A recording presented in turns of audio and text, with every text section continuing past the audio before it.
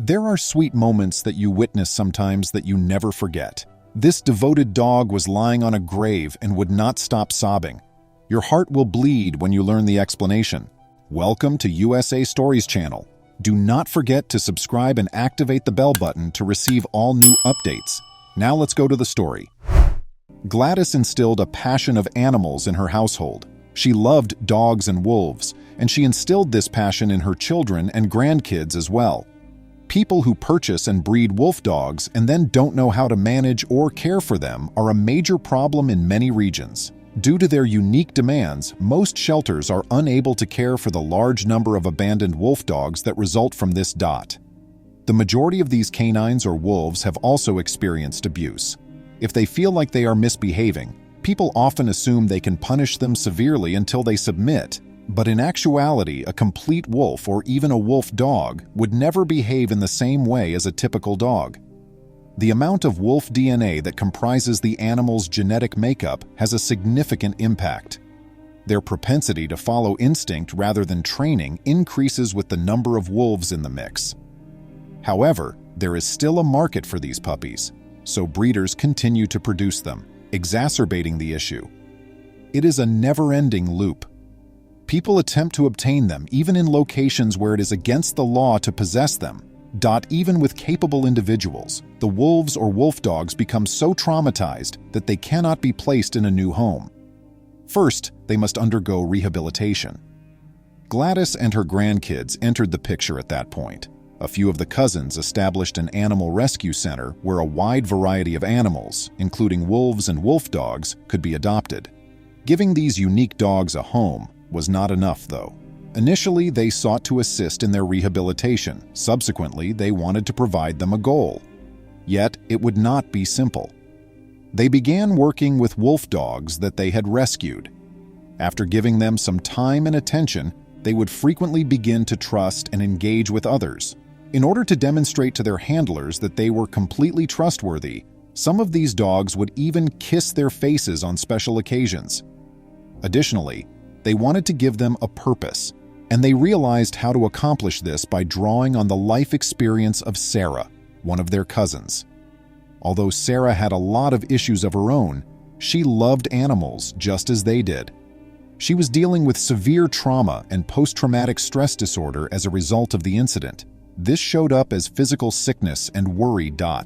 She appeared to be carrying the tragedy inside of her. She was unable to unwind or eat a lot.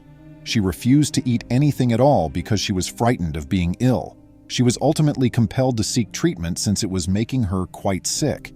She was still in a pretty bad position, despite the fact that the therapies were partially successful. Things started to get better once she started working at the refuge. She was able to manage her eating disorder and PTSD by working with the wolf dogs.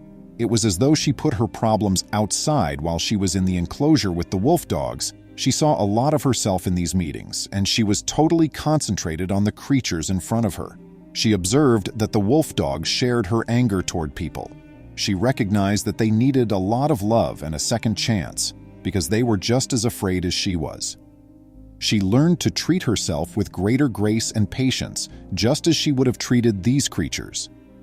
Her experience demonstrated to the family the potential benefits of wolf dogs for PTSD sufferers, especially former military personnel. It would benefit both people and animals. Gladys assisted with the animal rescue and training when they first started the program. Wiley was the name of one of these wolf dogs. Despite his extensive experience, they were certain he would be a valuable addition to their team of supporters. He was intelligent and picked up obeying orders fast. The fact that he was more dog than wolf also helped. Surprisingly, after all that humans had done for him, Wiley still liked them. Some of the cousins immediately became his buddies, and he was eager to play with them when given the opportunity. They couldn't bear the thought of Wiley leaving to another home, so they eventually decided to adopt him permanently. He was already one of them. He felt affection for everyone he encountered, but Grandma Gladys had a special place in his heart. He soon won their hearts, and she assisted in providing for him. They all knew who held his heart, but he would live with one of her grandkids. Nevertheless, what distinguished him from many other creatures was his compassion. He had a deep connection with those who had been traumatized or were damaged veterans. He would let them scratch him as he rested his head on their lap. Both Wiley and the people receiving care cherished the additional attention he received. He had a significant impact on their lives. Having something else to concentrate on was helpful. Gladys always made sure to give him extra care when she could, but she also assisted in the rescue of several other wolf dogs who were also given extra care. But for a few weeks, Gladys had become someone else. She was exhausted beyond belief, and not even the animals could make her feel better. Every time Wiley saw her, he was extra kind and attentive. He would just lie with his head on her lap, not even attempting to get Gladys to play Dot. There was a problem. Medical professionals affirmed her illness. They were powerless, and she needed to organize her business. She told her family what was going on, and ever strong, she devoted her final days to tending to the animals. Her family was stunned and devastated when she ultimately passed away. Even though they knew it was coming, her beloved animals were also. Wiley's grief over his friend was very evident. It was really difficult for Sarah, and she had to maintain her concentration to avoid reverting to unhealthy coping techniques.